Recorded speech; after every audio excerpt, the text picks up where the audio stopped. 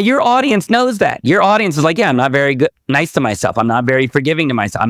They know that. What they didn't know is when you are unloving to yourself and unkind to yourself over time, essentially, you break trust with yourself. You feel unsafe within yourself. And when you feel unsafe within yourself, that creates fear in your body. A majority of the fear that you're feeling in your body is not from the past, and it's not from the present. That'll kind of make things worse.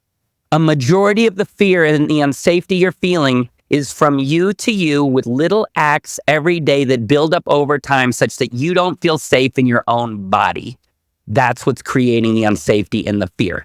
There's another way that people aren't good to themselves. And one is not taking compliments. So to you, Cara, have you ever, or do you now, or do you know people that don't receive compliments? Yes. Yeah. Okay.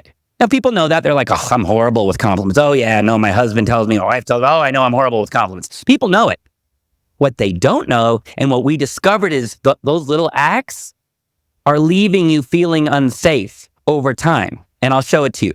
Let's say again, we're friends, okay? And we're friends, and somebody sees you, and somebody walks up and goes, wow, I see what you did. That's incredible. And I, as your friend, jump in and I say, hey, back off. You get that love and appreciation away from them, all right? They do not deserve to be seen, loved, and cared for and celebrated. They get criticized when they mess up.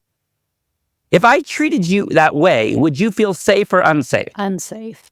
Right. So can you see if what our data showed is that the average person, totally unconsciously and knowingly, because you were never taught, 10 to 30 times a day is just not being a loving, caring friend to yourself. Can you see that over time that would accumulate to leave your nervous system feeling unsafe, creating fear in the body, and then the symptoms of fear? Absolutely. That's amazing. I mean, And tell me, what's your smart mind, what's coming up for you? one thing is that because I feel that when I see, and taking a compliment, that's a great example because that's something that I've had to work on as well because my knee-jerk reaction was always a no, no, no, no. And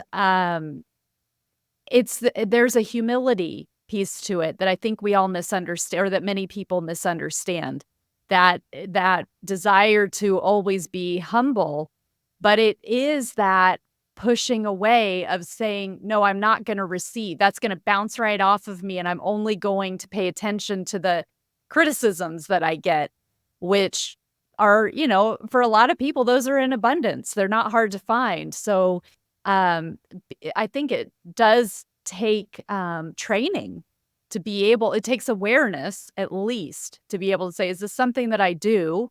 And then choosing to work on that, because I feel like for so many people that desire to be humble and is, but I don't think it's a true humility. It is this construct that we're putting the word humble in there, but it really is an act of being unable and unwilling to receive that love. Well, you're absolutely right. And the reason these patterns are so nasty is A, they happen, and then we use fancy language to justify the violence. It's not humility. It's rooted in unworthiness. I don't deserve to be seen and celebrated. That's what's causing it. But of course, we're unaware of these patterns. We deflect the love that we are worthy of. And then because most people aren't even aware, and if they are aware, they don't want to see it. No, I'm being humble. And you know what? I work harder when I use criticism, and if I ever received, my dad told me this.